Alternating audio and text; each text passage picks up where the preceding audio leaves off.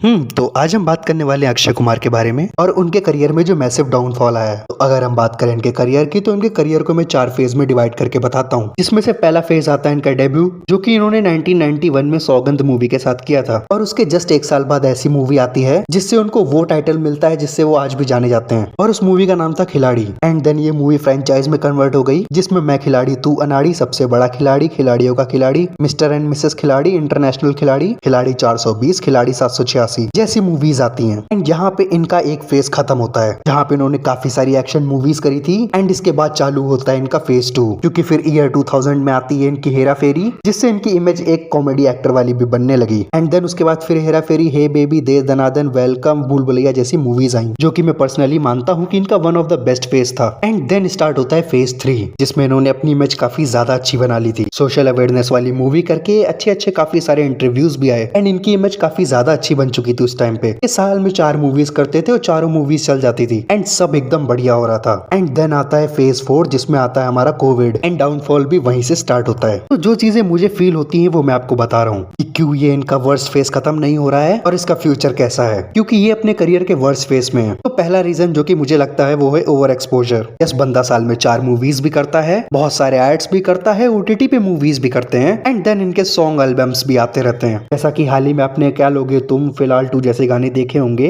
Personally मुझे लगता है कि इनको बहुत ज्यादा ओवर एक्सपोजर मिल रहा है, तो ऑडियंस का इंटरेस्ट इनसे धीरे धीरे कम होता जा रहा है, क्योंकि आप लोगों के लिए जितना ज्यादा अवेलेबल रहोगे आपकी वैल्यू उतनी कम रहती है। दूसरा बहुत बड़ा मेजर रीजन जो कि मुझे लगता है वो है इनका लैक ऑफ डेडिकेशन, जो कि नजर आया था पृथ्वीराज मूवी से। ये अपने कैरेक्टर को टाइम नहीं दे रहे हैं, उस पर कोई मेहनत नहीं कर रहे हैं, कोई प्रिपरेशन नहीं कर रहे हैं, जो कि एज एन एक्टर लोगों की पहली प्रायोरिटी रहती है। एंड आप अक्षय कुमार हो, आपने कई सारी मूवीज में कर रखा है। तीसरा रीजन जो कि मुझे लगता है वो है लैक ऑफ स्क्रिप्ट चॉइसेस। इन्होंने पोस्ट पैंडेमिक काफी सारी मूवीज साइन कर ली थी, जिसमें से बहुत सारी मूवीज तो आपको लगता है कि होनी नहीं चाहिए थी, मतलब उनकी जरूरत नहीं थी, जस्ट टाइम पास में बना के हमें दे दी गई है। आई मीन क्वांटिटी तो अच्छे तरीके से वो बैलेंस करके चल रहे हैं, पर क्वालिटी भी तो चाहिए रहती है ना, वो भी इतने बड़े ए लिस्टर एक्टर से जो एक टाइम पे कंसिस्टेंटली अच्छी मूवीज देते थे। फोर्थ रीजन है कंट्रोवर्सी। आपने देखा ही होगा कि इनका कैसा विमल एड में आने से कंट्रोवर्सी हुई थी, जिसमें कुछ टाइम पहले उन्होंने इन चीजों के अगेंस्ट में बोला था, और उसके बाद जब इन्होंने उन चीजों को प्रमोट किया तो लोगों ने इन्हें बहुत हेट दी। एंड उसका हेट इनको आज तक मिलता है, जिसको मैं जस्टिफाई नहीं करना चाहूंगा कि किस हद तक सही या गलत है, पर चीजें यहाँ से बहुत ज्यादा कॉम्प्लिकेटेड होने लगी थी। तो फिफ्थ और लास्ट रीजन जो कि मुझे लगता है वो है unwanted remake and bad directors. तो आपको पता ही है कि अक्षय कुमार ने पोस्ट पैंडेमिक कितनी सारी रीमेक्स की हैं। कुछ को उन्होंने ओटीटी पे डाल दिया, लेकिन कुछ फिर भी थिएटर्स में ही आई। एंड आगे भी 1-2 रीमेक्स इनकी अपकमिंग मूवी लिस्ट में है, जैसे कि सरफिरा जो कि सुराराई पोत्रू का रीमेक है। तो आज के टाइम में जहाँ पे लोग रीमेक को एक्सेप्ट नहीं कर रहे हैं, वहाँ पे रीमेक लाना अच्छा डिसीजन कैसे हो सकता है। खराब डायरेक्टर्स के साथ काम करने का सिलसिला भी इनका खत्म नहीं हो रहा है। Directors like Faraz Samji and Ahmed Khan, जो कि इनके बचपन के फ्रेंड हैं, पर चीजें ऐसे थोड़ी ना चलती हैं। अगर आपको बैकलैश मिल रहा है, बैक टू बैक फेलियर्स भी मिल रहे हैं, उसके बाद ये सब चीजें सेंस नहीं बनाती हैं। आई मीन इन चीजों के लिए हम किसको ही ब्लेम कर सकते हैं। खैर, ये मेरे कुछ पॉइंट्स है जो कि मुझे लगता है इनके डाउनफॉल के लिए। और अक्षय कुमार के डाउनफॉल के बारे में भी आपको क्या लगता है मुझे बता सकते हो।